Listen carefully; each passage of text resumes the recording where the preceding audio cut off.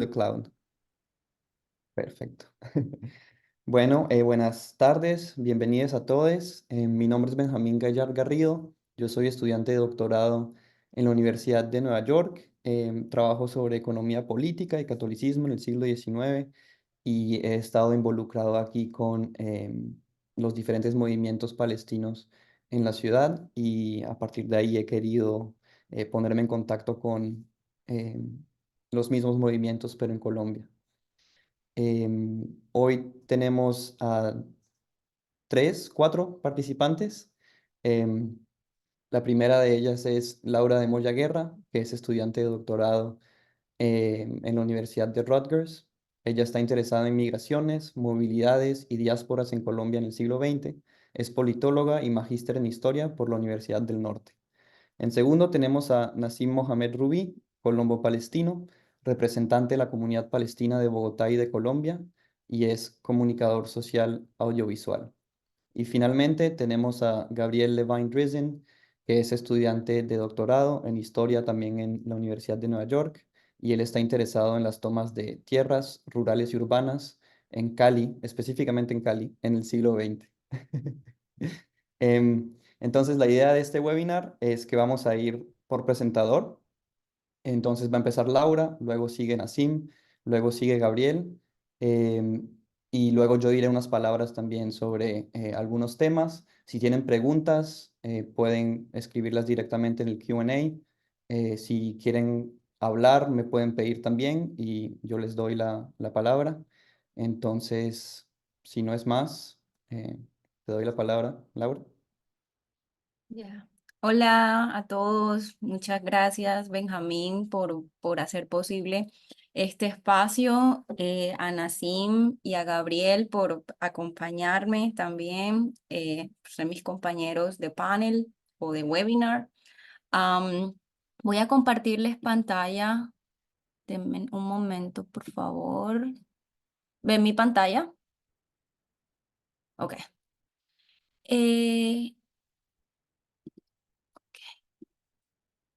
lo que he preparado para el día de hoy les quiero hablar un poco sobre la historia de la migración palestina en Colombia y cuáles han sido los desafíos y las oportunidades que tenemos desde la historia como disciplina y cómo desde la historia se han construido narrativas acerca de esta comunidad migrante que llegó al país hace ya más de 100 años. Entonces, quiero compartir un poco sobre la migración y cómo desde la independencia de Colombia y a lo largo del siglo XIX, la migración de personas fue concebido como un mecanismo civilizatorio. La migración fue pensada como una oportunidad para mejorar la raza, y pongo la raza pues en comillas, sabemos que la raza es una construcción que se ha inventado, ¿no? La raza en los seres humanos no existe. Y ese proceso migratorio llevaría entonces, según los políticos colombianos de la época, a alcanzar ese progreso anhelado, ¿no? Estamos en el transcurrir del siglo XIX, Colombia se está, digamos, formando, generando, consolidándose como una nación en diferentes aspectos. Y la migración entonces va a ser un elemento que se va a concebir como una oportunidad para mejorar esa raza colombiana, ¿no? Entonces, en ese proyecto civilizatorio empieza a crearse un perfil de un inmigrante que se va a mantener, digamos que se concibe y se materializa en los primeros años del siglo XX. Y es un perfil de un inmigrante específico, ¿no? Lo que llamaban o lo que se denominaba en ese entonces como gente industriosa, ¿no? Básicamente hacía alusión a personas blancas del norte de Europa, ¿no? Que trajeran capital y aportaran al desarrollo económico del país, pero también al desarrollo moral. Entonces, empiezan unas campañas eh, que algunos historiadores han denominado como fracasos porque no lograron atraer el número de inmigrantes que, por ejemplo, atrajo otras naciones de todo el continente americano, ¿no? Entonces, allí se perseguía entonces, por ejemplo, que llegara o se prefería que llegara gente de Alemania, Italia, etcétera, de esos territorios. Entonces, al crear un perfil de un inmigrante, digamos, deseado, que al finales del siglo XIX se va perfilando todavía más porque recordemos que en los últimos años surge el conservador Rafael Reyes al poder y él entonces empieza un proceso de unificación. La segunda mitad del siglo XIX en Colombia ha estado o fue, digamos, desangrada por las innumerables guerras civiles. Entonces él encuentra elementos unificadores en la lengua castellana o en el español y en el catolicismo como religión, ¿no? Entonces ese perfil ahora vamos a preferir, Colombia va a preferir todavía no solo europeos blancos, sino de la península ibérica, especialmente españoles, porque su proceso de adaptación sería mucho más fácil, no hablan la lengua. Y todo esto lo que va a crear entonces es una categoría de inmigrantes que no son deseados o inmigrantes indeseados, como lo llama Ana Milena Reynolds, que es una historiadora y colega y amiga. Y estos inmigrantes indeseados van a ser prácticamente casi todas las personas o los grupos poblacionales que no son blancos, que no son europeos. Entre ellos están los chinos, los japoneses, los hindús y lo que concebimos también como los árabes.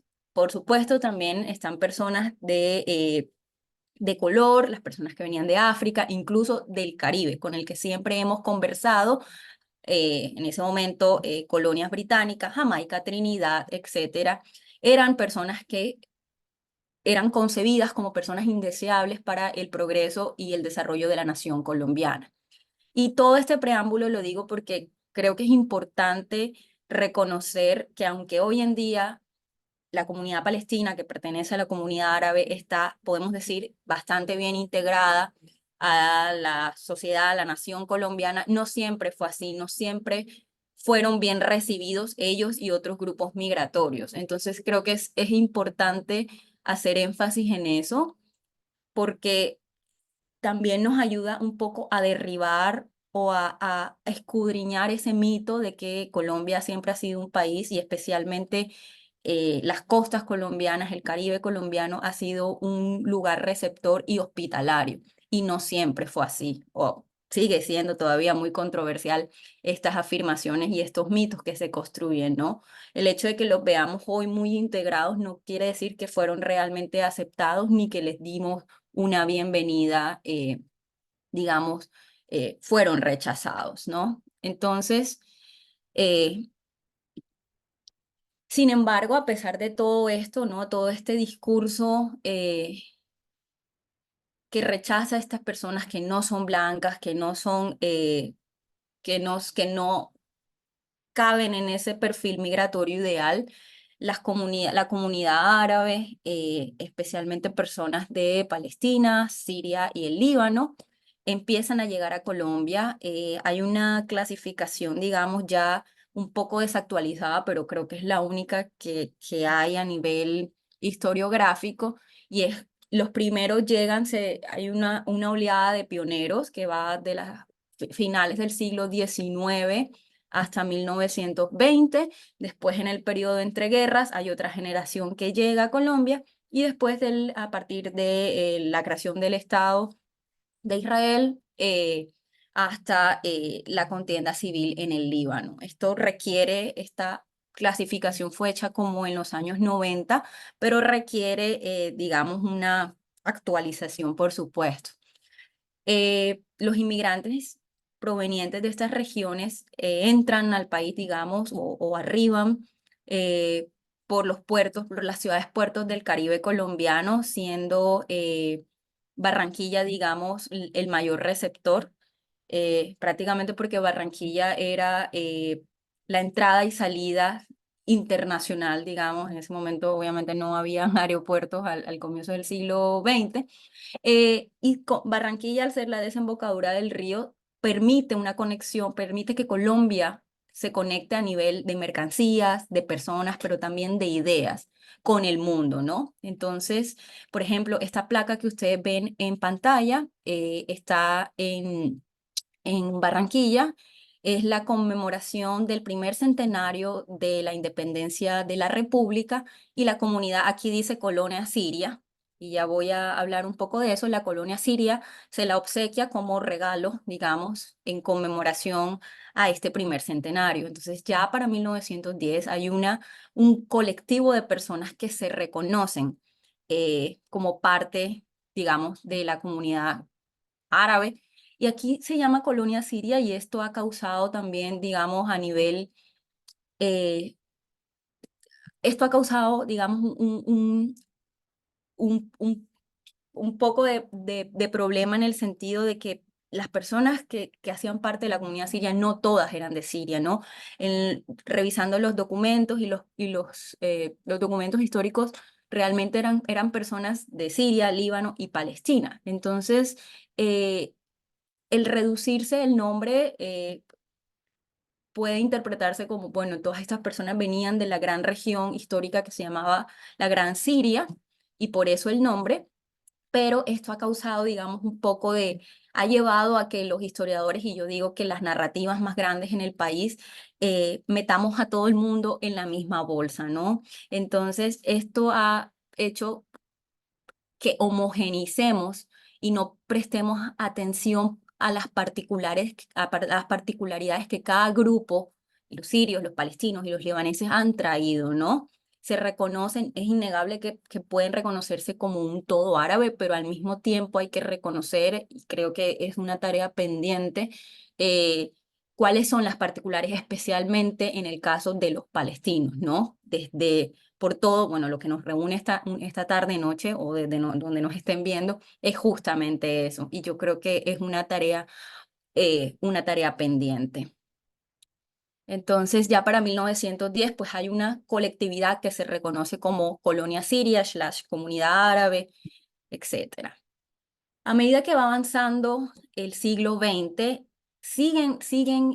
digamos, perfilándose todavía más estas leyes de exclusión. De hecho, Colombia, a pesar de que no es reconocido o, como dicen algunos historiadores, las migraciones internacionales solo rozaron a Colombia, eh, Colombia empieza a emitir una cantidad de decretos, normas, regulaciones para asegurarse de que lleguen a el país los inmigrantes que realmente se necesitan para alcanzar ese progreso, ¿no? Y estoy hablando de 1920, 1930, y tenemos que tener en cuenta que para este periodo va a estar en auge la eugenesia, el darwinismo social, todas estas postulaciones, digamos, estas normas vienen derivadas de allí, ¿no? Entonces, por ejemplo, ustedes tienen en pantalla el decreto 2232 de 1931, donde se establece un sistema de cuotas.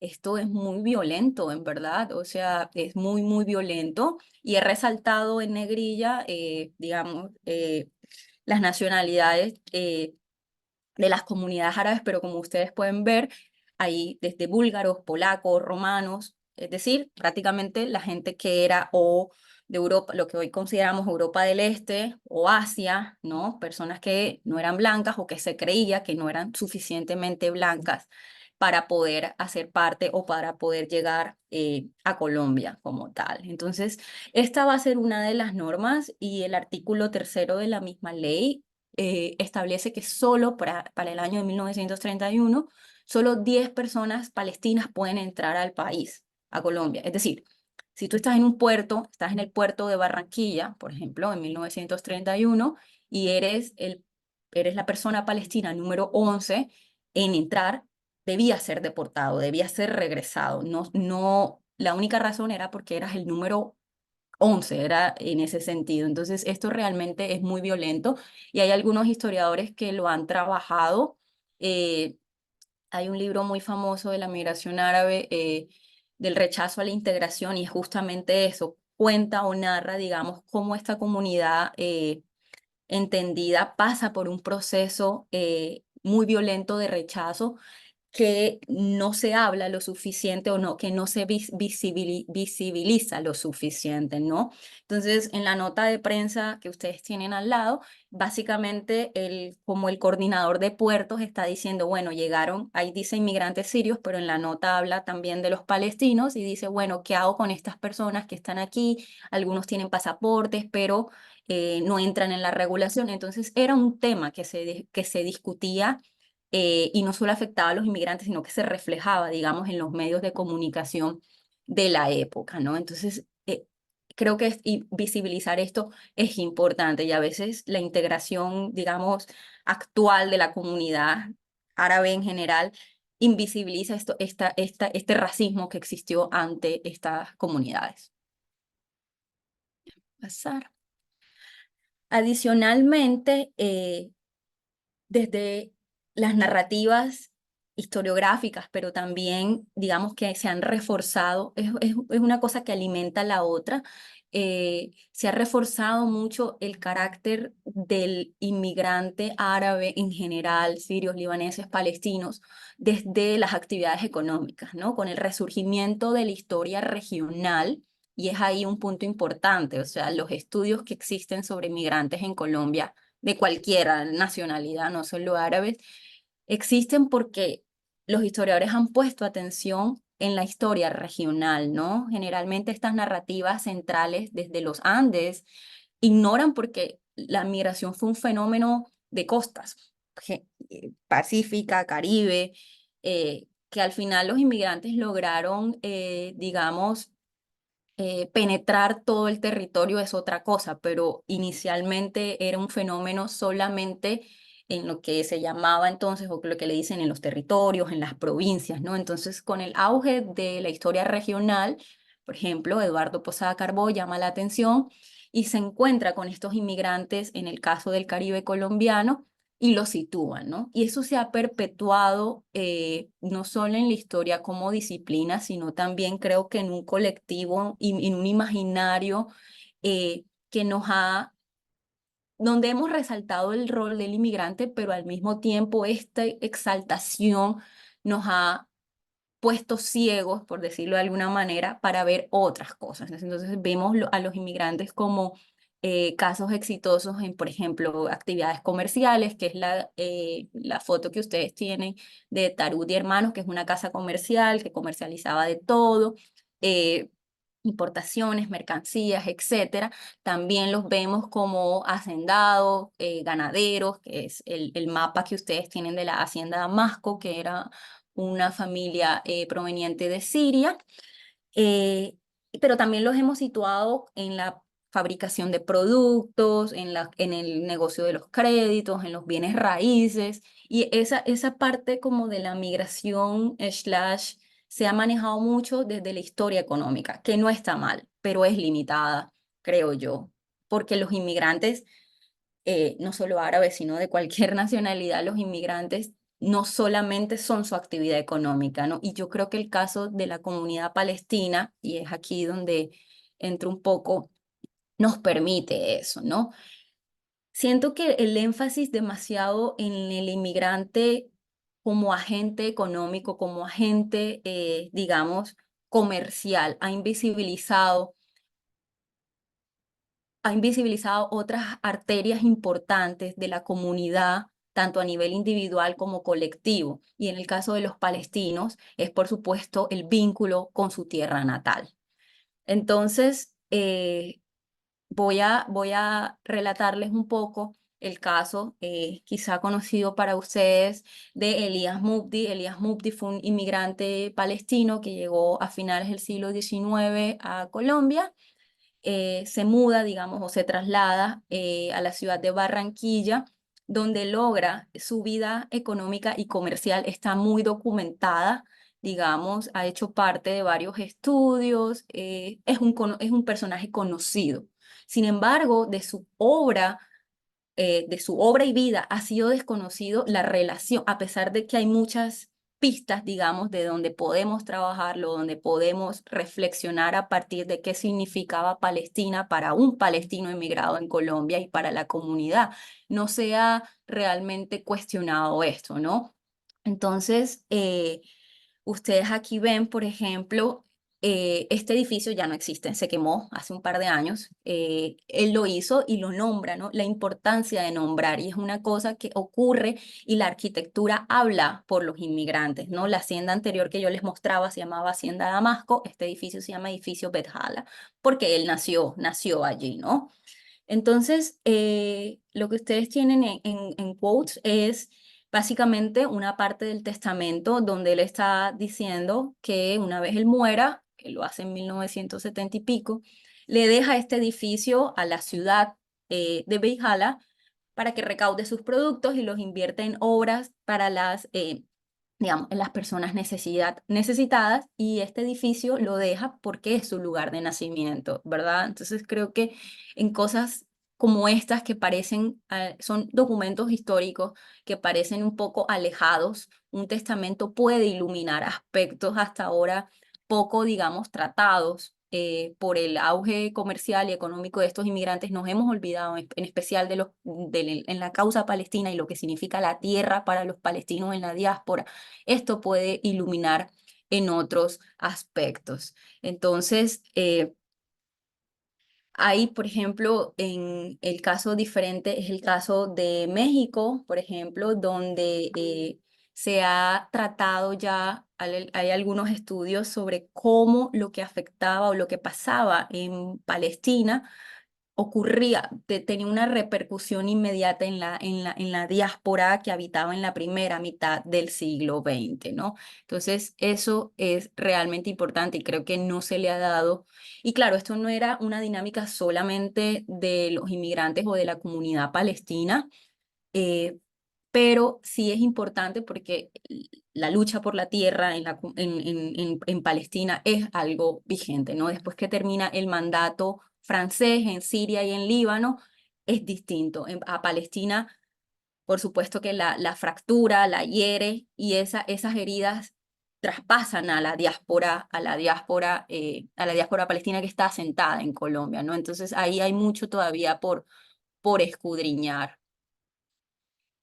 Para cerrar un poco, lo que quería enfatizar es, en la primera mitad del siglo XX, se ha construido y perpetuado desde la historia narrativas que han eclipsado la relación de los inmigrantes palestinos con su tierra natal.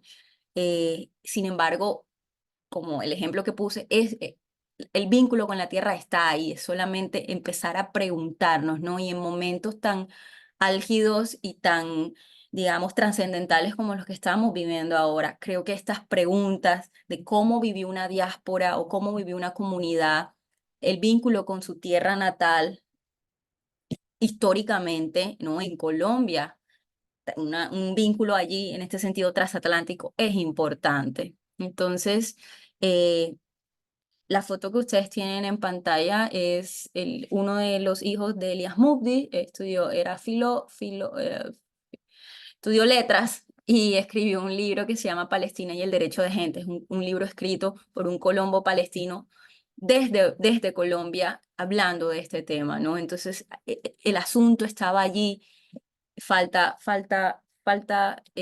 estudiarlo un poco más. Una revisión acuciosa de estos documentos históricos, puede ser la prensa, puede ser testamentos, pueden ser cualquier otra cosa, puede iluminar aspectos hasta ahora ignorados de la comunidad palestina en Colombia, cómo se ha vivido o cómo vivió la comunidad palestina eh, asentada en Colombia, los cambios que se dieron en Palestina en la primera mitad del siglo XX, por ejemplo.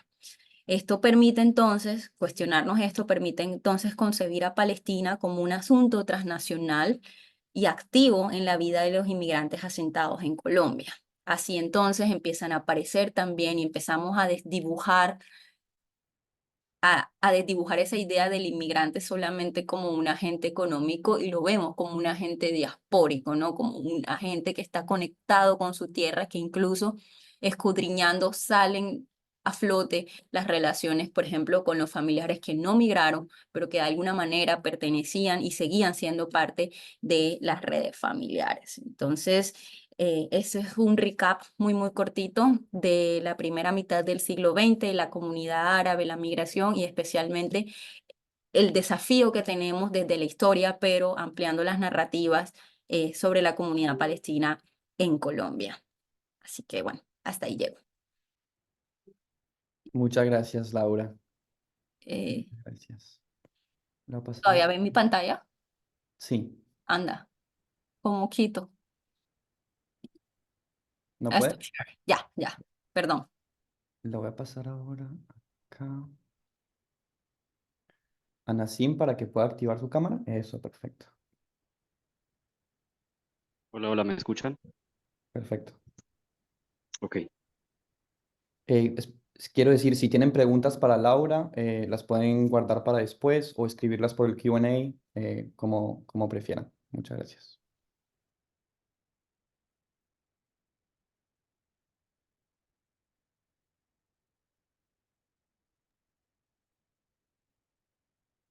No, si no, dale, Nassim. ok, listo. Bueno, para las personas que de pronto entraron un poco después de la hora, mi nombre es Nassim Mohammad Rubí, yo soy parte de los representantes de la comunidad palestina en Bogotá y en Colombia. Eh, Mi intervención es un poco también dándole continuidad a la recapitulación que dio Laura sobre la historia de la migración palestina en Colombia. Yo quisiera tocar dos puntos ahí. El primero siendo que efectivamente eso es una migración que lleva más de 100 años, 100 años de mezcla cultural entre las dos raíces, en donde se han encontrado muchos puntos en común que han llevado también a que ya hayan casi casi cinco generaciones de palestinos, de Colombo palestino, siendo ese mi caso, por ejemplo. Esto es una migración que lleva, como dije, 100 años, en los que los primeros llegaban digamos, de migrantes del Imperio Turco Otomano, que estaba pues en esa época en alguna especie de decadencia, y por eso también en la costa pues se da todo este tema de que se le nombra a todos los árabes que llegaban como turcos, metiendo digamos que toda la idiosincrasia de los pueblos árabes en una sola bolsa y que igual pues simplemente pues se llevó con eso hasta ya la segunda migración, digamos, grande que podríamos mencionar, que ya viene después del año, pues después de la Nakba, pero también intensificándose en los años 60, 70, 80. Eh, en mi caso personal, por ejemplo, mi abuelo llega en 1960, exiliado también de la Nakba. Entonces, digamos que la mayoría, por ejemplo, de esta segunda migración es de religión musulmana, eso también hay que mencionarlo. Digamos que eso alimenta también el relato que yo voy a establecer sobre qué es como tal la comunidad palestina. Entonces, hoy en día, ¿qué es la comunidad palestina aquí en Bogotá y en Colombia? Es el grupo de personas con origen, raíces o incluso nativas de Palestina que han llegado al país o que han nacido en el país en el contexto de la migración y de la diáspora palestina durante la historia. Entonces, aquí en Colombia se dice que, digamos, según unos datos de hace un tiempo, se dice que somos 120.000 palestinos en Colombia. Estamos regados, digamos, entre diferentes lugares. En alguna época fue más la costa, como lo dijo Laura, eh, mencionando de pronto unas poblaciones como lo son Maicao, como lo es Barranquilla, Puerto Colombia, como lo es Santa Marta, eh, Valledupar, también con gran presencia en norte de Santander, Santander también, eh, también pues en el interior del país, en Bogotá, y en las regiones más como pues en Medellín, por supuesto, en Cali, en las ciudades grandes, por supuesto que hay también presencia palestina, descendiente y nativa, pero también en Pasto es otro de los lugares en los que también se ha dado como este fenómeno de la migración y de las generaciones que descendientes de pues de las primeras desplazamientos y de los segundos. Entonces, eso como tal es la comunidad palestina en Colombia. Eh, También dentro de este espectro podemos mencionar pues la gente que siempre ha estado de la mano de esta causa. Hay muchos, por ejemplo, paisanos nuestros, egipcios, libaneses y demás, que están solidarizados completamente con nuestra causa, no solo ahora, sino en todos los hitos históricos que han sucedido con la misma causa palestina, en las diferentes incursiones de Israel en Gaza, también en Cisjordania. En todos los hitos históricos siempre ha habido mucha solidaridad, no solo de nuestros, digamos, paisanos eh, árabes, sino también de mucha solidaridad de parte del pueblo colombiano.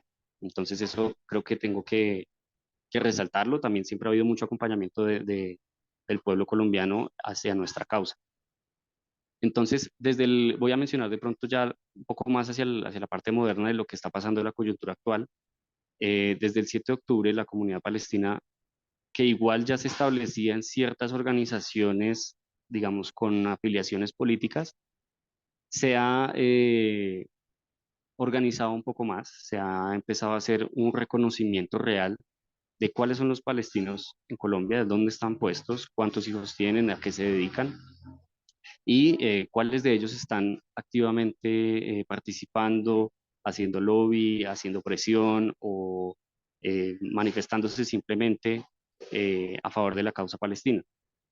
Entonces lo que esto ha llevado es a que se haga una estructura mucho más real de cuántos palestinos hay en el exilio, cuántos descendientes tienen y a qué se dedican, por supuesto. Eso es lo más importante, es lo que decía Laura también de la actividad que igual ejercen, que también es como el aporte que también esta comunidad da a los lugares a los que llega. Los palestinos en el exilio tienen un rol muy importante a las sociedades a las que llegan, ya que tienen precisamente esa herencia cultural que los motiva a reivindicar siempre el lugar de donde vienen.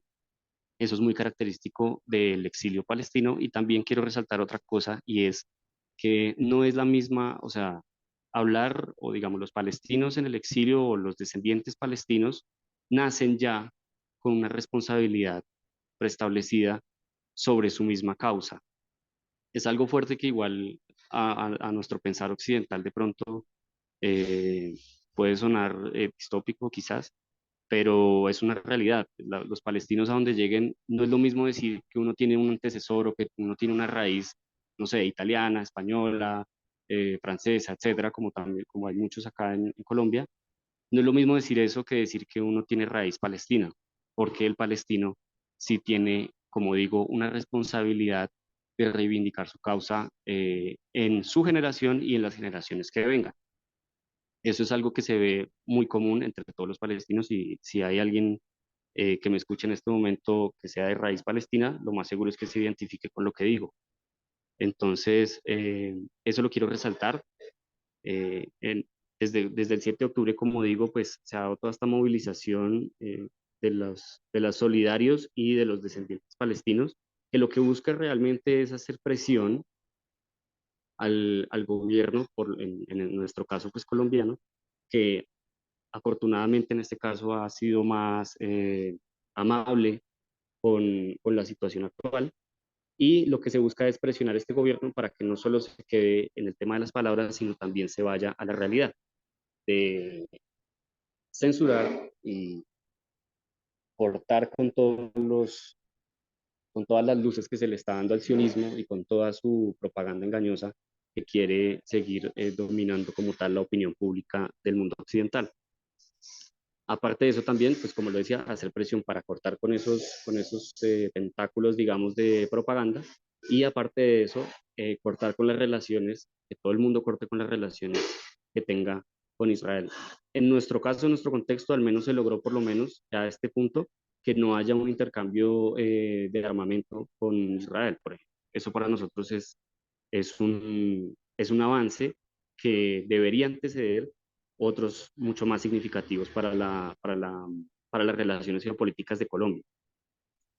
Entonces, siguiendo un poco, yo quiero también, pues digamos, enfocarme en algo y también a manera de reflexión hacia los que nos escuchan y es con estos mismos tentáculos propagandísticos que yo menciono que tiene Israel y todo el mundo occidental, ha llegado un punto en que nuestra migración o nuestra historia se ha demonizado y deshumanizado. Y eso es algo que nos causa una tristeza muy grande, porque en nuestro país, incluso estando tan lejos y llevando tantos años de memoria histórica junto al pueblo colombiano, sin duda hemos visto desde el 7 de octubre y antes que, que decir que somos palestinos o que tener negocios palestinos o llevar una bandera o demás eh, es, es completamente censurado, es completamente rechazado por la misma gente de Colombia o por los medios de comunicación masivos en Colombia. ¿En qué momento, esto es a manera como anecdótica, alguna vez alguien me dijo que iba a hacer una empresa y que quería que tuviera un carácter muy activo frente a su causa y demás, era descendiente palestino, pero que no le ponía el nombre palestino o no tenía nada que ver con Palestina, ni ponía sus colores ni su bandera, porque no iba a tener más alcance o que no iba a tener tanto engagement, digamos. ¿En qué momento siento yo, bueno, dejo esa reflexión, en qué momento el tema palestino y la causa palestina se ha vuelto un tema de censura o un tema como de escándalo, que escandaliza a la gente, ¿sí? Quizás de pronto en nuestro movimiento de solidaridad las personas que nos escuchen de pronto no están en ese grupo porque precisamente ya si están escuchándonos es porque tienen cierta relación con la causa, pero hay un grupo muy grande en el país y en Latinoamérica, de hecho, que sí se escandaliza con los meros conceptos de resistencia palestina, con los meros conceptos de palestino como tal, de migración palestina, de negocios palestinos, de palestinos, les parece que estuvieran hablando como, pues efectivamente, como si fueran todos terroristas, ¿no? Entonces, yo quisiera dejar esa reflexión para que la gente que nos escucha pudiera como amplificar el mensaje y hacer ese autoanálisis o invitar a la gente que este rechazo como hacia la migración palestina o al grupo palestino, la comunidad palestina en su lugar de residencia, que los invitaran a ese autoanálisis de que Palestina es y tiene que ser un Estado como cualquier otro y autodeterminado como cualquier otro. Es decir, los palestinos no son y nunca han sido una minoría étnica en otro país. Ya estaban los palestinos en Israel, digamos, ¿sí? Ya estaban los palestinos en Palestina cuando se proclama Israel. A eso quiero llegar. Entonces, no somos una minoría étnica ni tampoco somos un grupo, eso, minoritario en un país alienígena, digamos, sino tenemos derecho al retorno y tenemos derecho a un Estado democrático y autodeterminado, ¿sí? Entonces, esa siempre va a ser nuestra lucha. Quizás parte de esta motivación que la gente se escandaliza es la propaganda que igual Occidente ha llevado sobre la migración palestina y es que siempre la sociedad islámica y la sociedad árabe siempre ha sido una amenaza para Occidente, siempre se ha visto como una amenaza. ¿Por qué? Primero por su historia, por su tradición, por sus innovaciones en el mundo de la ciencia, de la medicina, en todos sus sentidos, y también por la fuerza que igual el mismo Islam y la misma sociedad en resistencia de muchos países ha generado. Entonces, para Occidente siempre ha resultado una amenaza de que tantas personas puedan estar alineadas a una misma idea de rechazo contra esos valores colonialistas e imperialistas, ¿sí? Entonces, eh, quiero terminar mi intervención hablando un poco sobre qué depara a la comunidad palestina, no solo en Colombia, sino en el exilio, y es, primero, se está buscando y ya se está logrando una comunicación directa entre todas las comunidades palestinas en Latinoamérica, eso está sucediendo.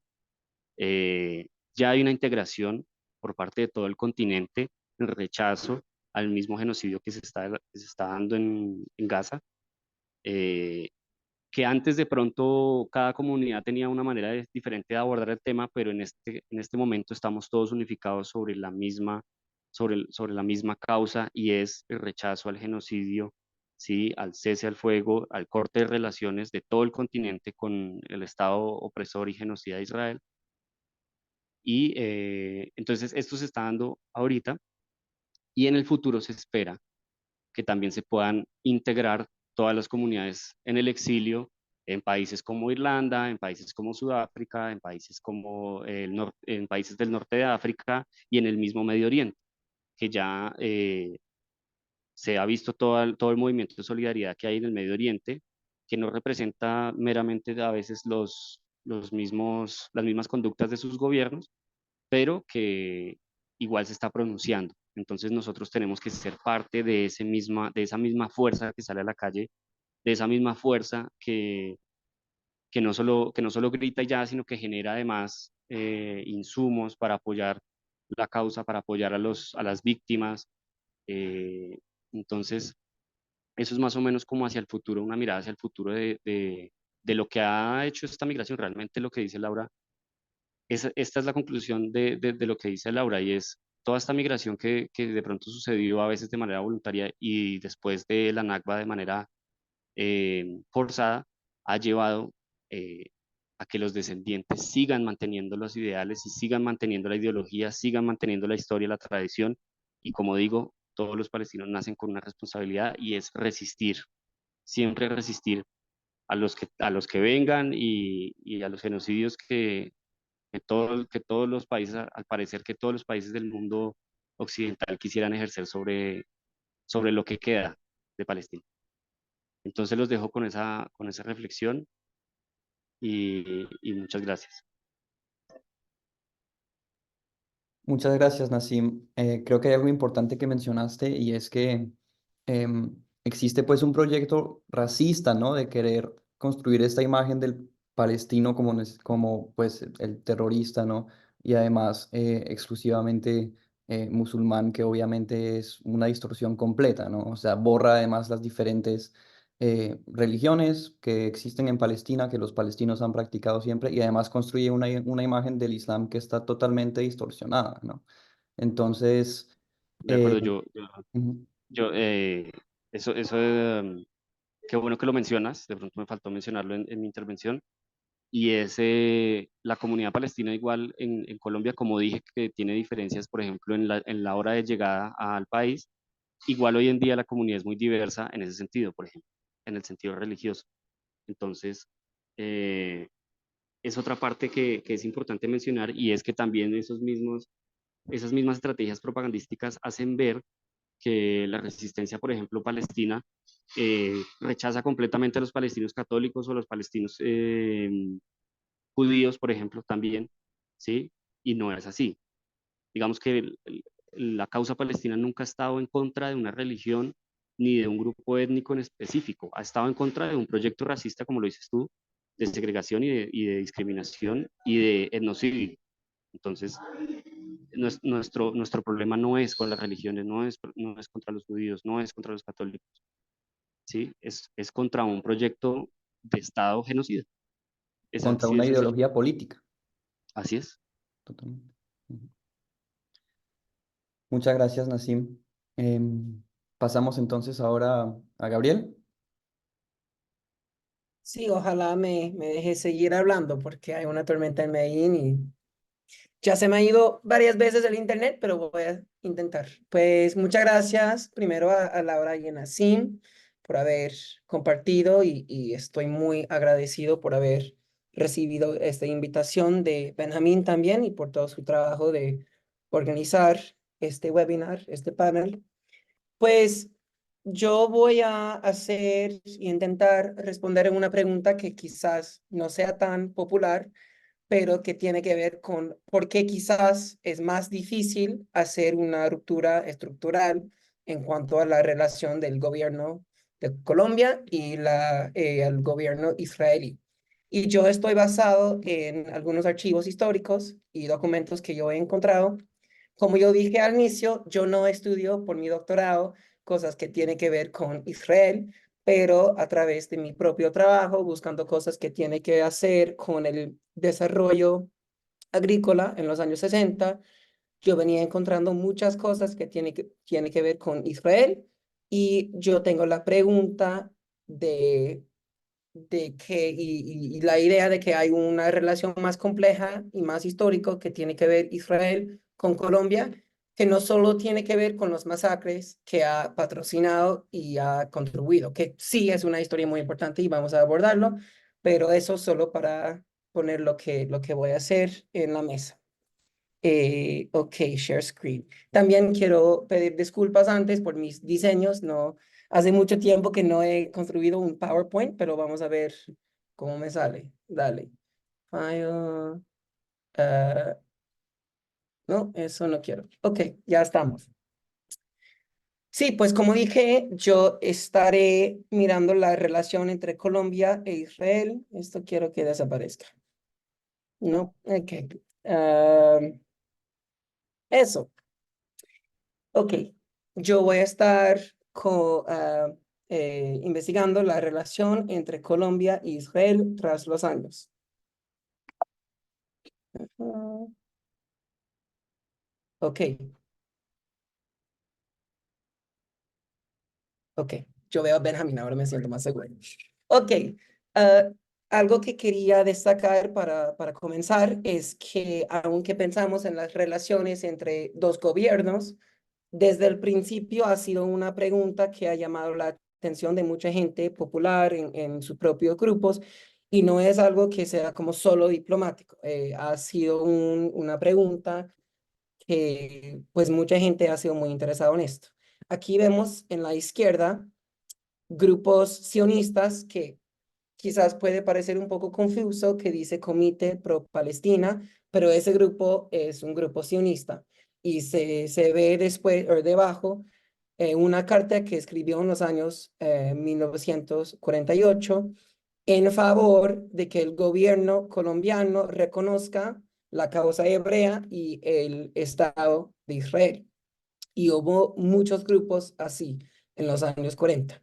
Y algo que yo encontré y parece como una chimba aquí a la derecha es esta carta que un grupo de madres, esposas árabes o de colombianas que tenían esposo árabe que escribieron al gobierno en este momento pidiendo que no reconozcan al Estado de Israel.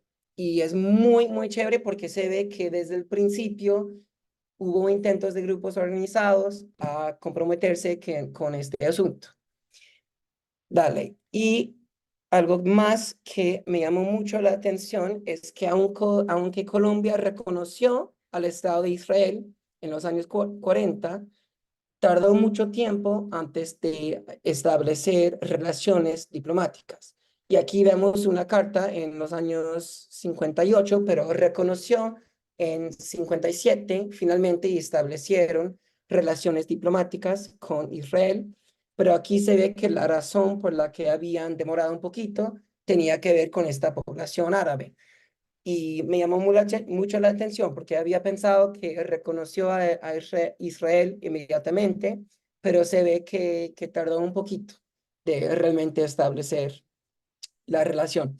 Y yo, como yo dije, para un poco de framing, yo estoy interesado en cómo Israel intervino, pero también tenía vínculos más amplios con Colombia en los años 60 y 70, porque yo creo que tiene que ver un poquito con el hecho de que quizás es un poco difícil como hacer una ruptura profunda entre el gobierno colombiano e Israel, porque hay estos vínculos más complejos. Yo no lo digo como excusa, pero como una pregunta que tengo.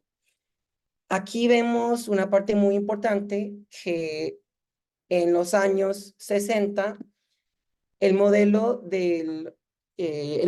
como contrainsurgente del gobierno en los años 60 era algo que se llamó acción cívico-militar, que combinó como las cosas más tradicionales de los ejércitos en contra de la guerrilla, que es como armas, lucha militar, con el intento de mandar el ejército a regiones más desfavorecidos, en donde construyeron puentes o contribuyeron a desarrollar algunos pueblos con el ejército, pero no luchando. Y ese modelo tenía mucho que ver con el modelo del kibbutzim en Israel. Y no es una coincidencia de que muchos países latinoamericanos mandaron estudiantes a Israel en los años 60 para que pudieran entender cómo funcionó ese sistema del kibbutzim. Y Nahal es el programa en Israel en donde los grupos de jóvenes israelíes que van a servir en el ejército, pues se van como un grupo a hacer sus años en el ejército, pero también reciben educación en cuanto a las cosas agrícolas para que después de su tiempo en el ejército pueden regresar a sus propias comunidades y contribuir a desarrollar como la frontera agrícola. Y ese modelo era muy atractivo por el gobierno colombiano y muchos otros gobiernos. Era tan atractivo en este momento que el ministro de guerra en los años 60, que no está en imagen acá, pero era el ministro de guerra de León Valencia. Él fue un invitado especial al gobierno de Israel y su celebración de su aniversario en los años 64. Era como un fan muy, muy grande de Israel y eso ayudó a como desarrollar el modelo contrainsurgente en Colombia en los años 60.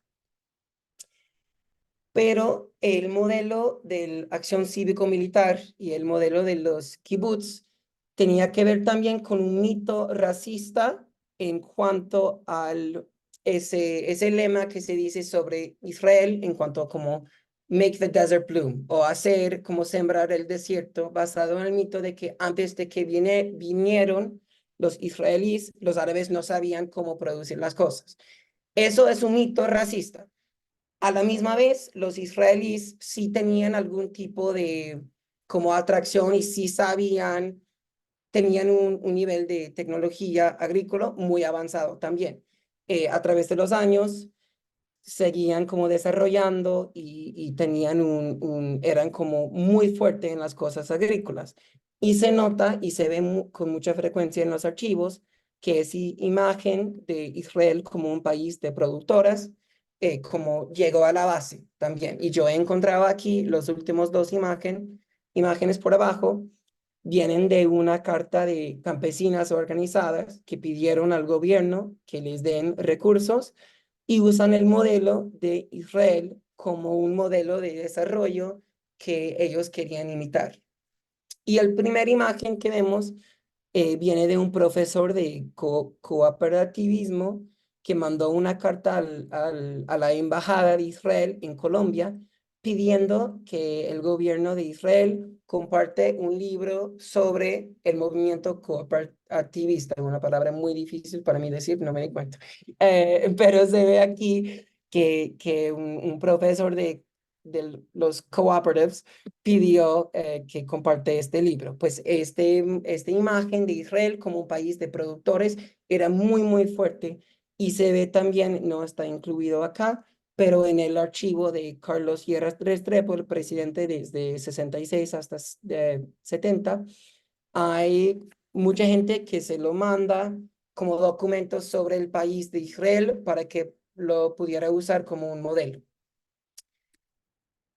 Otra cosa que me llamó mucho la atención y que sigue muy interesante en este momento es que si uno busca el mapa de Cali, se ve el barrio La República de Israel, que siempre como me hizo pensar mucho, porque primero, y así aquí hay como algunas, como, esto realmente tiene que ver con las cosas que estudio yo.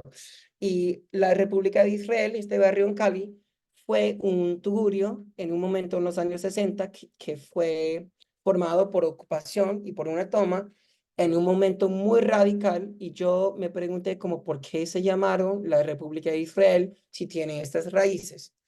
Y yo encontré como una narrativa, un documento de los fundadores del barrio, en que dijeron que habían visto en ese momento, en los años 60 y 70, ay, pues la República de Israel está luchando por algo, nosotros también, y era así como Israel era un símbolo de la lucha, pero una lucha justa, que era como para gente popular, no se podía hacer exactamente la equivalencia entre Israel y un masacre. En ese momento Israel tenía que ver con cosas agrícolas, como desarrollo justo y también un símbolo de la lucha.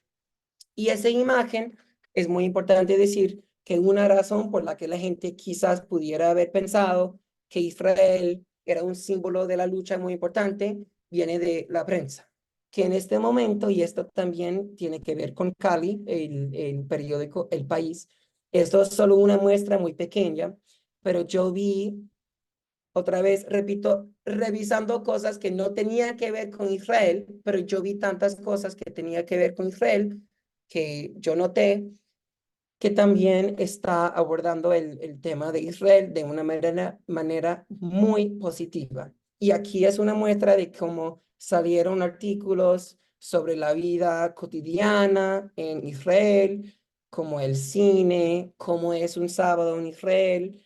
Y aquí vemos como un cómico medio racista que está comparando la tecnología de los árabes en comparación con la tecnología de los israelíes.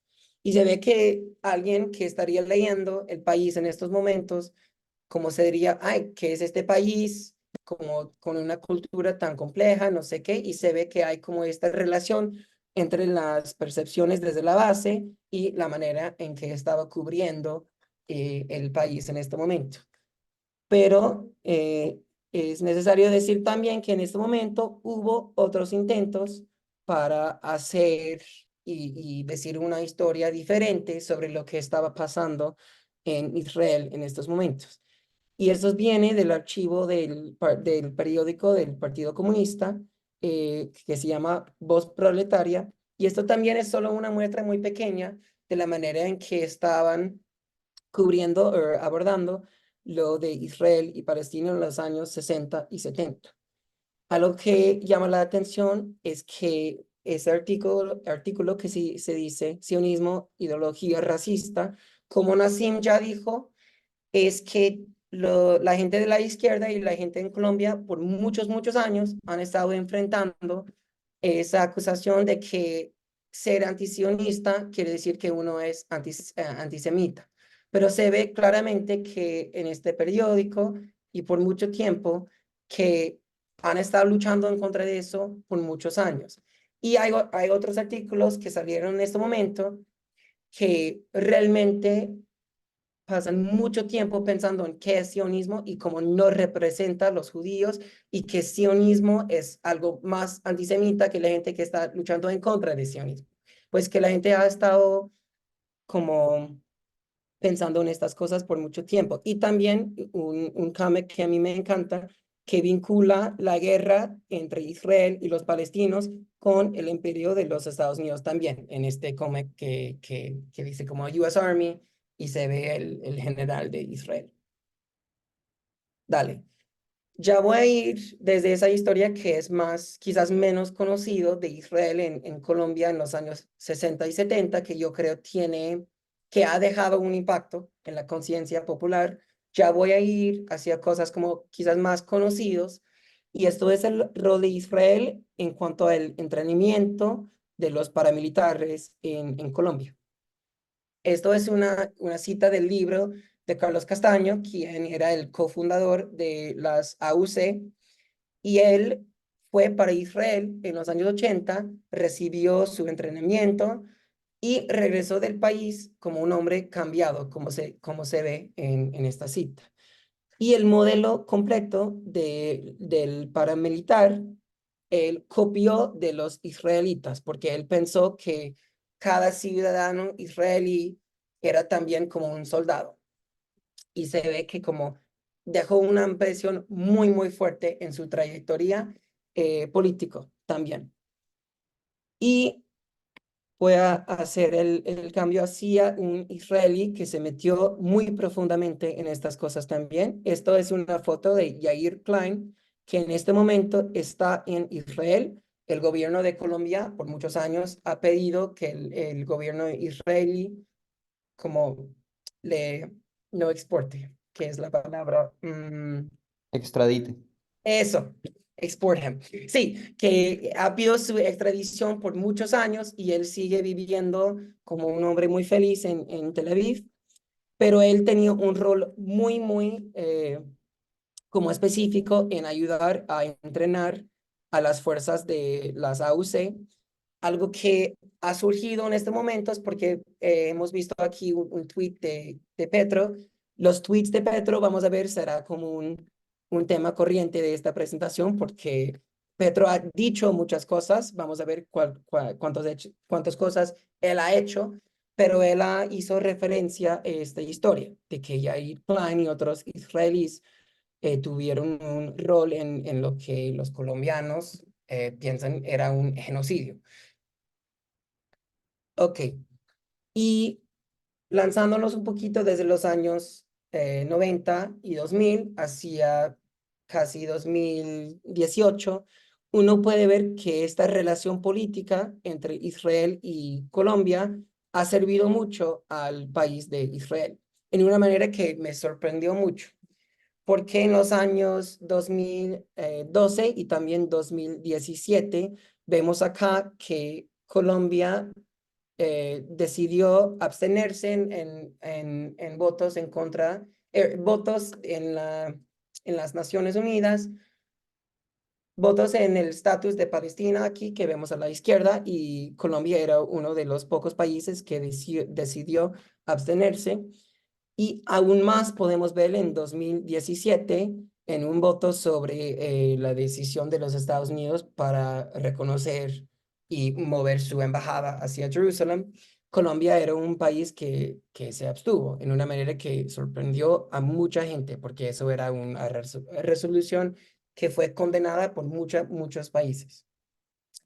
Y fue solo hasta el año 2018 en que finalmente hubo reconocimiento del Estado de Palestina en parte del gobierno de Colombia. Que esta lista, Colombia era el país, como el segundo país más reciente de haber reconocido a Colombia, perdón, al Estado de Palestina. Lo hicieron en 2018 y lo hicieron de una manera muy rara, como Juan Manuel Santos, después de haber recibido a Benjamin Netanyahu en 2017, antes de salir del poder en 2018, decidió reconocer al Estado de Palestina, pero de una manera muy secreta. Salió, anunció que lo iba a reconocer y lo reconoció, y era el último país de toda Latinoamérica a reconocer el Estado de Palestina, y lo hizo en 2018. Pues ahora, pensando un poco en qué tan difícil quizás sería como hacer una ruptura completa en cuanto a la relación entre Israel y Colombia, pues es interesante porque Nassim dijo que, vamos a ver que Petro dijo que va a parar de comprar las armas de Israel. Y vamos a ver que Israel en un momento prometió también que iba a dejar de exportar las armas, pero no dejó de hacerlo. Por eso hay que seguir viendo lo que uno dice y lo que uno realmente ha hecho. Pero en cuanto a los vínculos concretos, la relación de las armas es algo muy poderosa entre Colombia e Israel. Aquí vemos un helicóptero que creo que se llama Arpir o algo así, que es un Black Hawk que tiene el cuerpo de un helicóptero estadounidense, pero que tiene un software israelí. Y aquí a la derecha vemos un avión Kefir que también tiene el software israelí. Y cuando Petro dijo que quería romper esta relación, muchos como ex militares salieron a la prensa diciendo, ay, será muy malo para nuestra seguridad si rompamos esta relación. Necesitamos quedar con esta relación porque tenemos estos helicópteros, estos aviones, también hay muchos radars y también muchas armas como los Galil. Pero como vemos, la relación no es tan profunda como nos han dicho. Pues sí, el gobierno de Colombia importa muchas armas, pero sobre todo tiene que ver más con el software en las armas que ya han comprado. Y también las armas forman una parte muy pequeña de las importaciones que Colombia tiene de Israel.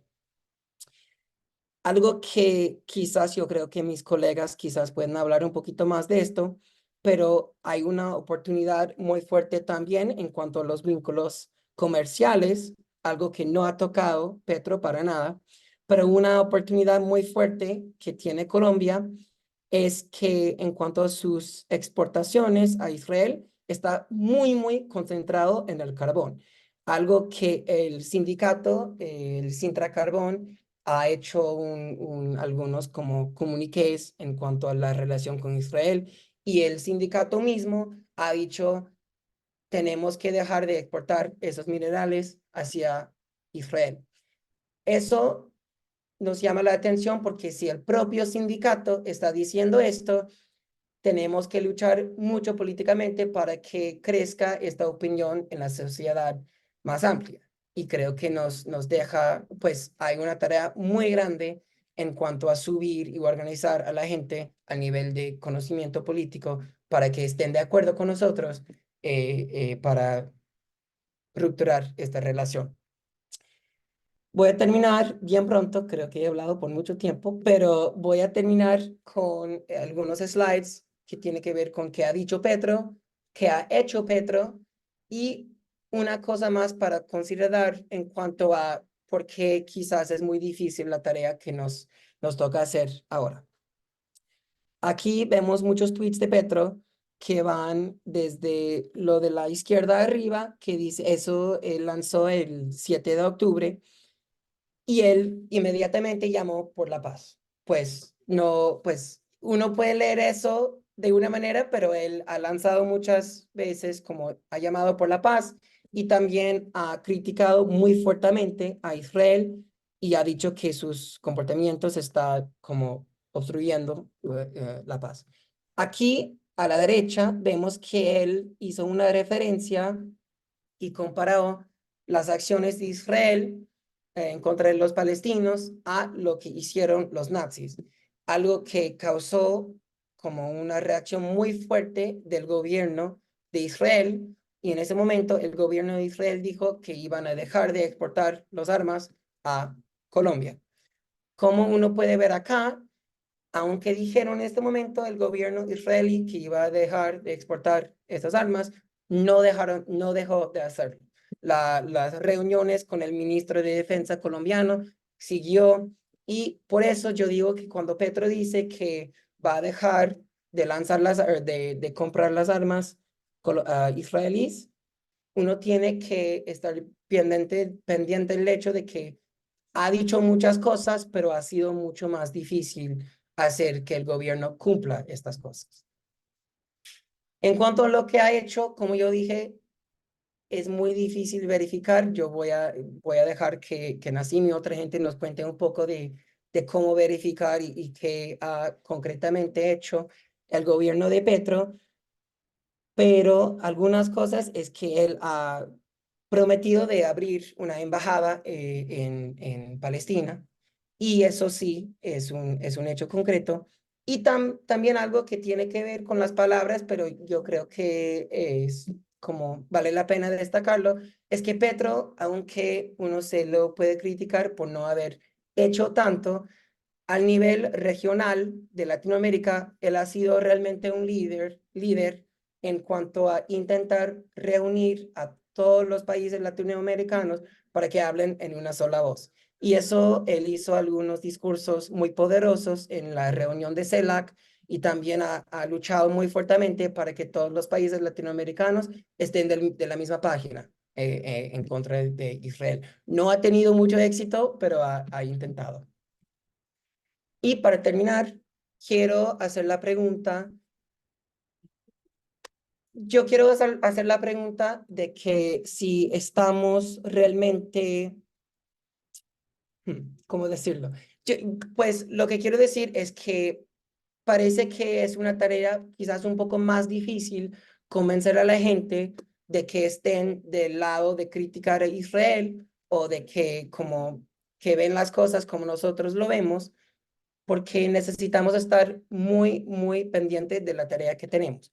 Porque cuando Lula dijo, hace algunos meses, Lula criticó al gobierno de Israel y les comparó como a nazis, ese dicho que Lula dijo no era muy popular para nada en Brasil. Brasil es un país con 11 millones de árabes.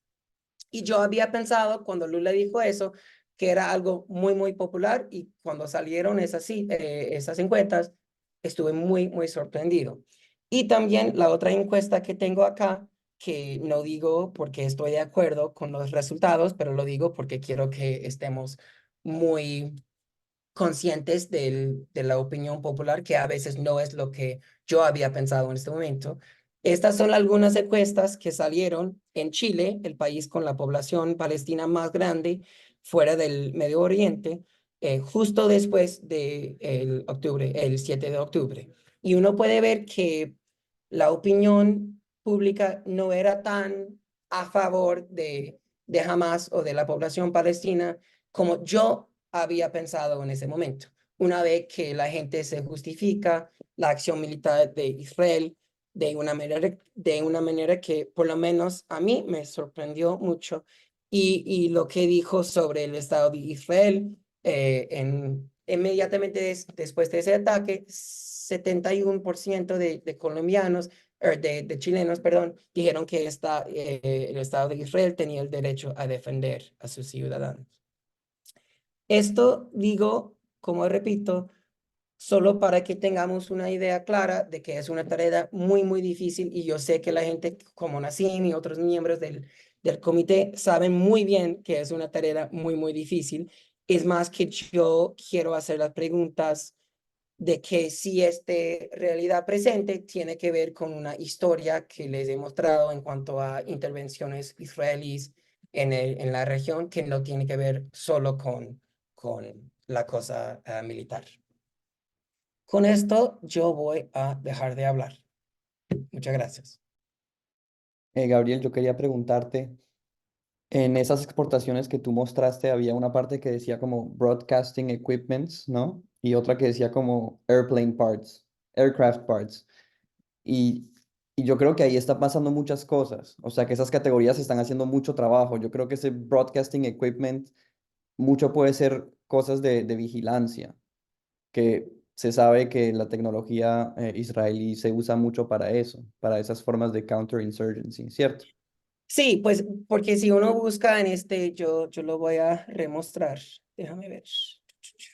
Sí, pues yo tenía eso notado también, porque si uno ve esto, uno piensa que solo como al nivel macro, la relación de armas entre Israel y Colombia dice que es solo como 2%. Claro que acá uno ve que eso compone muchas más cosas, aircraft parts, broadcasting accessories, pesticides, cosas así. Pero uno también ve que la relación entre Israel y Colombia, como dijiste, Benjamín, sí tiene esa parte contrainsurgente muy fuerte que uno solo piensa en las armas, uno puede perder esos vínculos mucho más fuertes. Pensando en los pesticidios, pues claro que eso es un aspecto contrainsurgente, pero también un vínculo muy fuerte entre Colombia e Israel. Y es como tiene que ver uno tiene que pensar en esa relación de una manera mucho más profunda que solo los armas, que quizás lo hace como esa ruptura, quizás le hace un poco más difícil. Pero sí, Claro. es una relación muy, muy profunda. Y quería preguntarte sobre esas encuestas que mostraste, porque eso salió de Chile, ¿cierto? Pero Ujú. inmediatamente después del 7 de octubre, eso fue en octubre. Son Sí, pues encuestas, ya. sí, yo busqué, pues eso tiene que ver con salieron de CADEM y hicieron una encuesta y eso lo publicaron en el 10 de octubre, algo así. De ley, esas figuras han cambiado. O sea, en Es otros eso, países, sí. sí, en otros países como en México, la población está muy, muy en contra de Israel. Ujú. Pero llama la atención que aún en el mes de octubre, como no, no, pues para mí, yo no vi números que había esperado. O sea, como yo había pensado que la población chilena estaría aún más en desacuerdo con Israel y estuve muy sorprendido de que, pues, claro que esos números han cambiado, pero que seguían como tan altos en favor de Israel. Y también lo de Brasil, pues, eso era una sorpresa muy grande que salió hace como dos Claro. meses. Aunque bueno, habría que también contextualizar esas encuestas, dónde se hicieron, a quién se las Sí, hicieron. Esas sí, preguntas también son súper tendenciosas, como que sí, usted sí. considera el grupo terrorista, pues obviamente eso desata una reacción, ¿no? Y a otra pregunta, ¿tiene tal persona derecho a defenderse? Pues uno dice en general, obviamente que sí, ¿no? Entonces yo Sí, creo que ahí también hay que contextualizar esas encuestas porque están fabricadas también hasta cierto punto. You know Sí, what I y yo no mean? quiero decir para nada que Israel sea un país popular en Latinoamérica, para nada, ni Ujú, que yo lo apoyo. Es más que yo quiero pintar como la imagen más oscuro que puedo ujú, en esas cifras para que estemos, como ya dije, para que tengamos una idea muy, muy clara de qué ujú, tan difícil es esa lucha. ujú, Pero no sé. ujú, ujú. No sé si alguien más quiera decir algo antes de que pasemos a la última parte. Nassim,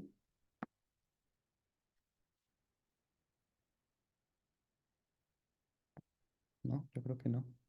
No, nada, venga, por ahora bien. Listo. Bueno, muchas gracias.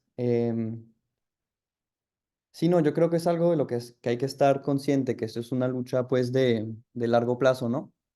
Em, pero se logra sin problema.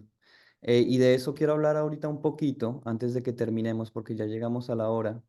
em, y es en términos como más concretos, estratégicamente, qué se puede hacer o qué podemos seguir haciendo desde Colombia, ¿no? Yo tengo la impresión que en Colombia, cuando nos organizamos en torno a esta pregunta, ¿no? Como decía Nassim, em, cuando hacemos críticas al Estado de Israel o cuando criticamos a actores sionistas, las acusaciones de antisemitismo siguen siendo muy prevalentes, ¿no? Y creo que ahí sí hay eh, un trabajo constante que hay que hacer, manteniendo una posición muy clara que insiste sobre la diferencia, pues, entre antisemitismo de un lado y antisionismo del otro, ¿no?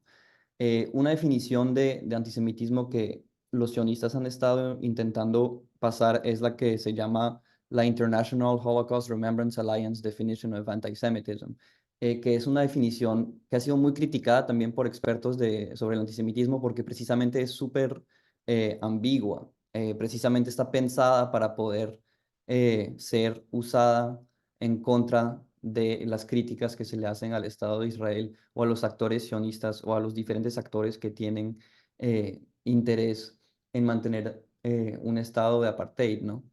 Yo creo que ahí hay una herramienta mucho mejor que se llama la Jerusalem Declaration on Antisemitism, que esa sí hace esa diferencia entre sionismo y un antisionismo por un lado y antisemitismo del otro. Creo que ahí es algo que hay que tener muy claro, ¿no?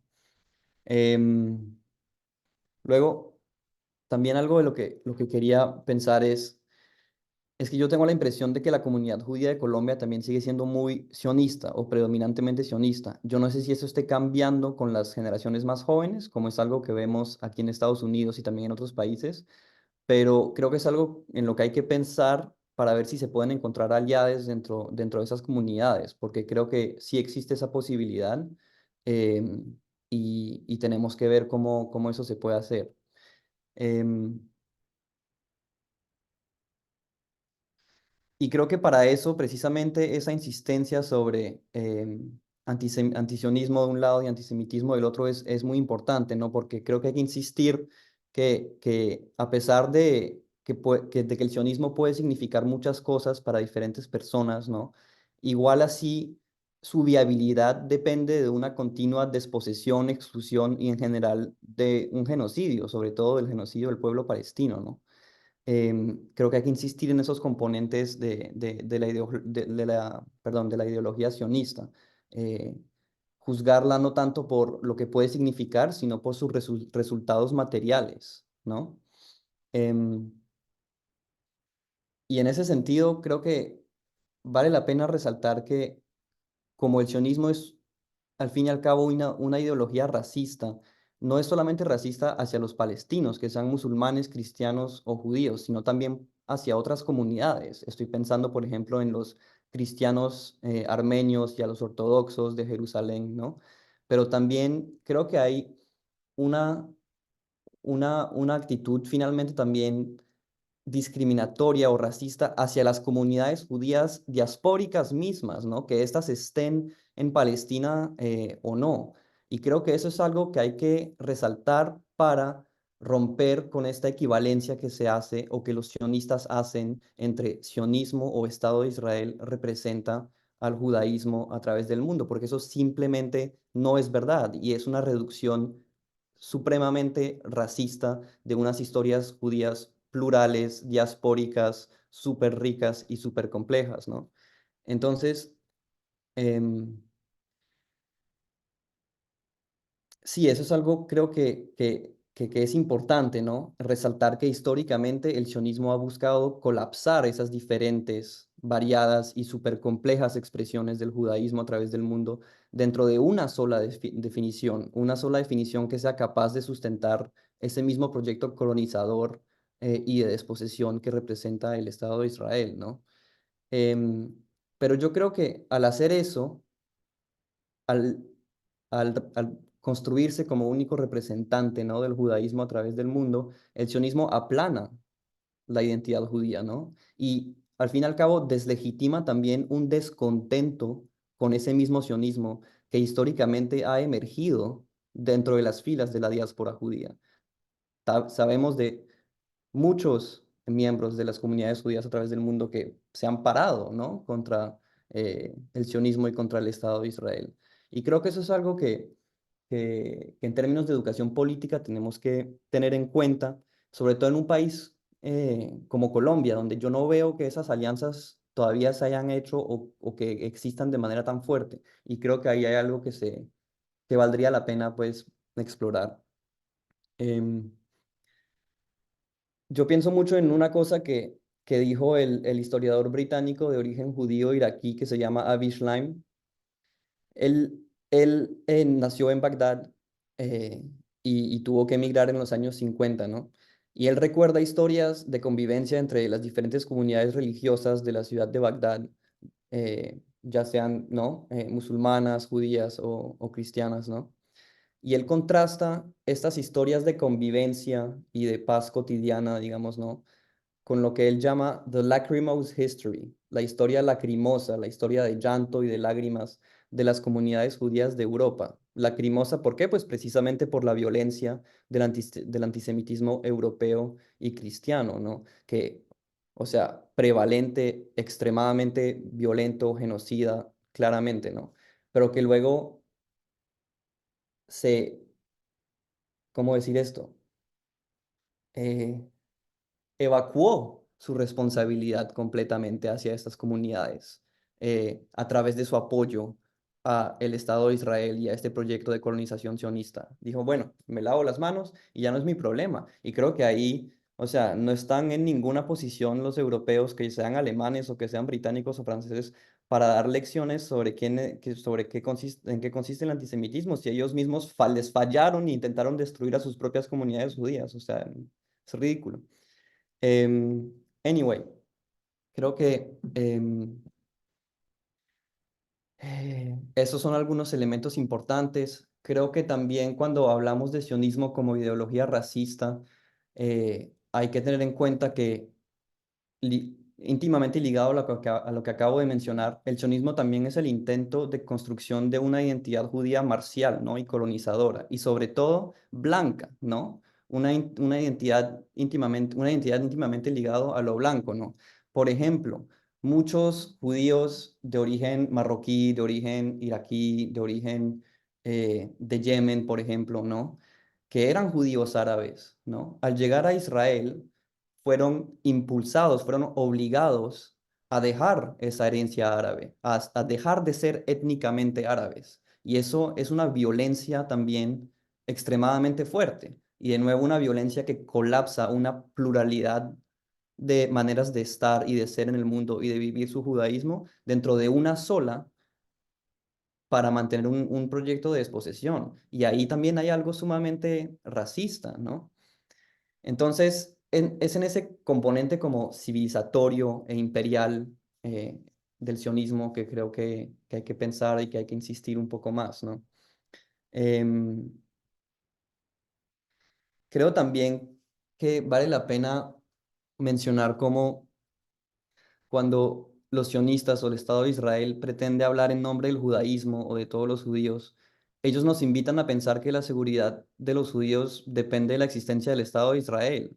Y esto implica entonces que los judíos de todo el mundo están condenados a ser ciudadanos de un Estado etnonacionalista en primer lugar y secundarios en donde quiera que estén. Yo creo que hay que afirmar precisamente lo contrario. Las diásporas judías son sujetos completos aquí con nosotros, sin que su seguridad dependa del mantenimiento de un régimen de apartheid. Esas son cosas que hay que separar, por eso esa insistencia sobre antisionismo de un lado y antisemitismo del otro es tan importante. Em, entonces, sí, hacer ese trabajo de seguir desenmarañando sionismo y judaísmo, creo que es importante si queremos fortalecer este movimiento a favor de la liberación palestina en Colombia, pues precisamente porque la viabilidad del sionismo depende en gran parte de la idea de que es representativo del judaísmo y eso simplemente no es verdad. Entonces, bueno, yo creo que por razones de tiempo lo voy a dejar acá, pero los invito a todos a ponerse en contacto con nosotros de diferentes maneras, ya sea por el Instagram de la comunidad em, palestina de Colombia, que les voy a mandar acá, o por correo directamente.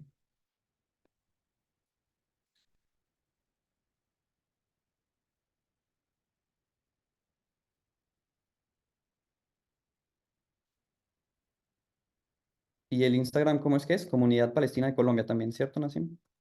Sí, así es el mismo. Listo. Por esos medios, pues pueden estar enterados de todas las actividades y todas las iniciativas que estamos adelantando en conjunto a veces también con el Comité de Solidaridad por Palestina. Y sí, pues seguir apoyando y seguir indagando y también yo siento que el tiempo se queda corto para hablar de toda la situación, pero esperamos que igual se pueda repetir este tipo de espacios y podamos seguir ahondando y ahondando. Sí, sí, creo que hay un trabajo importante de pluralizar los diferentes lugares donde nos organizamos en favor de la liberación palestina. Estoy pensando mucho, sobre todo en las universidades y instituciones culturales, ¿no? Creo que hay un esfuerzo que se tiene que hacer para em, implementar precisamente un boicot académico y cultural, ¿no? Como lo ha estado pidiendo la sociedad civil palestina desde el 2004. Y para eso tenemos que investigar cuáles son los lazos entre universidades específicas. Por ejemplo, yo sé que la Nacional y la Pedagógica tienen unas colectivas pro-palestinas bastante fuertes, pero creo que es un trabajo o un esfuerzo que hay que llevar también a otras universidades, a otras entidades culturales. Por ejemplo, hace unos meses eh, se manifestó contra la Sinfónica Nacional, ¿no? Y el acuerdo de colaboración que tiene con el Estado de Israel. Creo que es un trabajo que hay que seguir haciendo. Creo que hay que seguir investigando sobre esos lazos y seguir montando campañas públicas. Poco a poco vamos, ¿cómo se dice? Turning the tide, ¿no? Ay, se me olvidó cómo se dice. Vamos, digamos, construyendo una creciente, ¿no? Y nada, en ese esfuerzo creo que hay que concentrarse. Entonces, a los que estén interesados en sumarse a esto, no, les invito a ponerse en contacto con nosotros o a ponerse en contacto con miembros de la comunidad palestina o del Comité de Solidaridad con Palestina en Colombia y ver cómo podemos seguir haciendo este trabajo.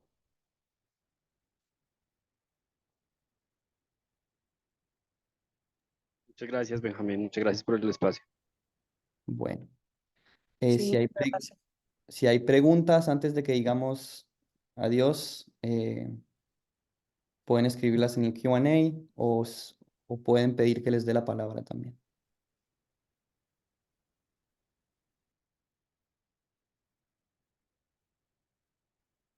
Yo he respondido algunas, nomás hay como para agregar unas pequeñas cosas.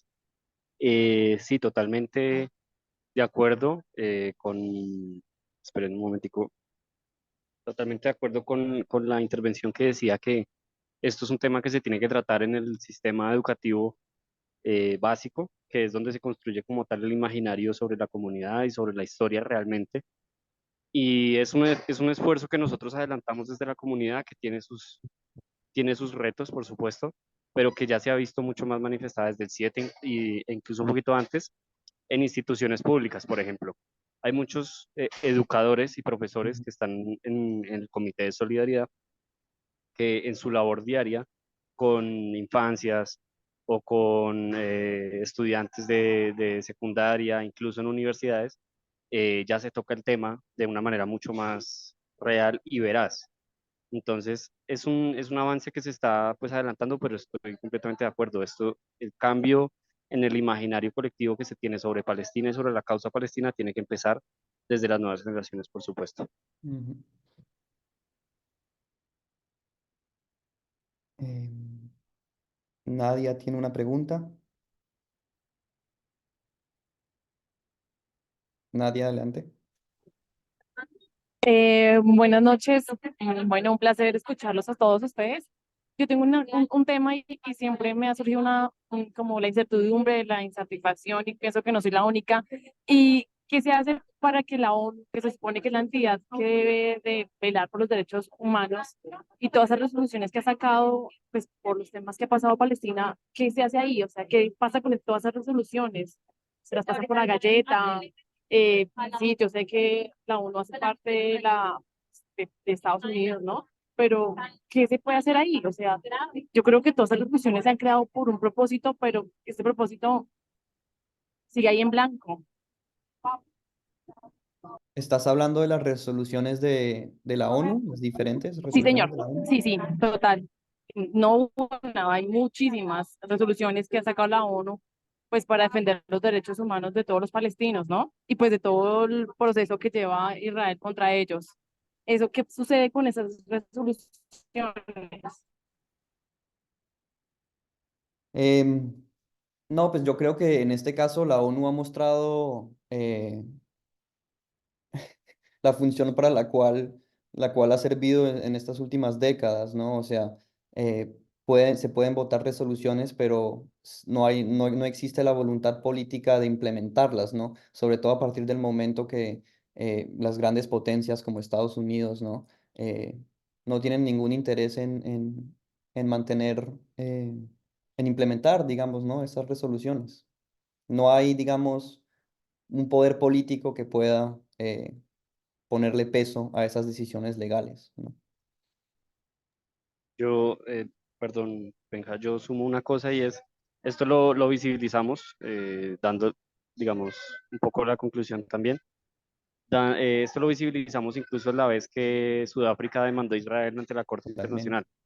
Lo que nosotros vemos es que precisamente el genocidio en Gaza no solo es el genocidio en Gaza, sino que también está visibilizando todos los problemas de la justicia internacional y la ineficacia de los aspectos diplomáticos que un pueblo puede ejercer sobre otro.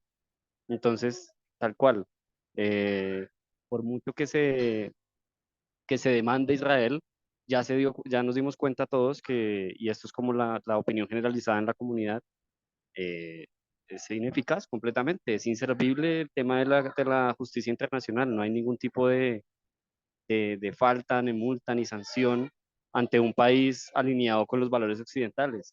Diferente sería la historia si fuera un país de pronto no alineado con esos valores, ¿no? Entonces, aquí estamos viendo no solo la muerte de un sistema palestino y de un proyecto de Estado palestino, sino también la muerte de la justicia internacional. Así es, un caso con el que contrasta mucho es el de Ucrania, ¿no? Donde ahí sí se implementan, ¿no? Digamos, esas decisiones eh, de manera muy clara, ¿no?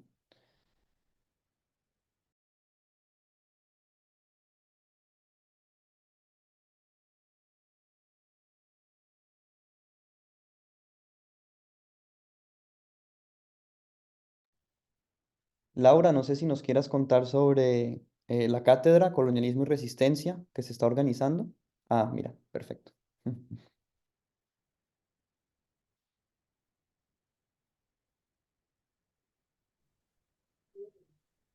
Aló.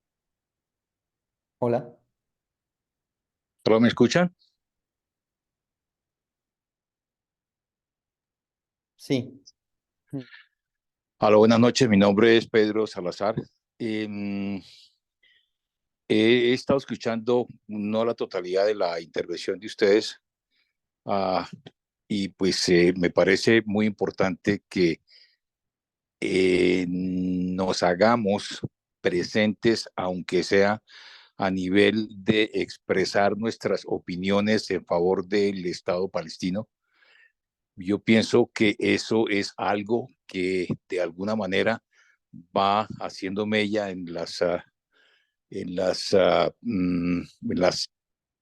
cerebros, en las cabezas de las personas que nos rodean. Yo quería de alguna manera complementar lo de la ONU. La ONU es una entidad que ha servido para tres cosas, en este caso, para nada, para nada y para nada. Israel, perdón la expresión, se pasa por la faja, lo que es la ONU, excepto cuando le conviene. Para absolutamente nada ha servido la ONU. Este genocidio que se está sucediendo allí en la Franja de Gaza es una situación que nos está llevando a valorar de alguna manera la forma en que todos deberíamos apoyar al Estado de Palestina. Yo personalmente estoy asistiendo a una cátedra que está dictando la Embajada de Palestina en Bogotá los días martes y los días jueves alrededor de las 4 de la tarde. Lamentablemente no tengo en este momento forma de decirle cómo se puedan conectar, pero si ustedes por favor se comunican con la Embajada de Palestina en Bogotá, estoy seguros que será de una inmensa beneficio para todos los que estamos interesados en este campo. Personalmente también estoy asistiendo, bueno, lo estoy haciendo presencialmente porque dispongo de algo de tiempo y porque me interesa muchísimo el tema. Las también intervenciones que tienen algunos compañeros en la Universidad Nacional, Facultad de Sociología, las hacen alternativamente en la Universidad Nacional, presencial o virtualmente también, en las horas de la tarde de los días miércoles, y lo hacen en la Nacional o en la Universidad Pedagógica. Todo esto estoy hablando de Bogotá. Eh, es importante, ellos profundizan enormemente sobre no solo la historia de Palestina, desde que sabemos que ellos eran realmente los propietarios de toda esa gran tierra hasta los días de hoy. Ahora, pues habría mucho que opinar sobre la interesantísima charla que ustedes han tenido.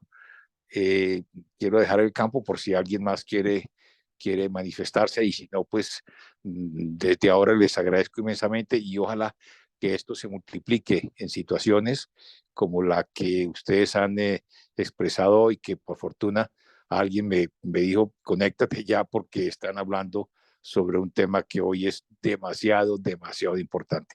Gracias a todos ustedes. Muchas gracias, Pedro. Em, yo creo que ya vamos llegando al final, como ya nos pasamos un poco del tiempo.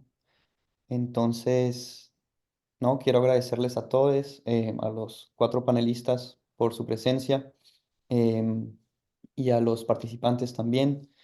No, de nuevo, los invito a ponerse en contacto con los diferentes actores que están en esta lucha y a pluralizar pues los diferentes focos, ¿no?, de acción que poco a poco se logran. Gracias a todos por venir. Muchas gracias. Gracias, Benja, por organizar.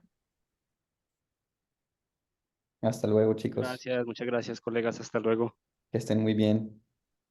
Adiós, gracias.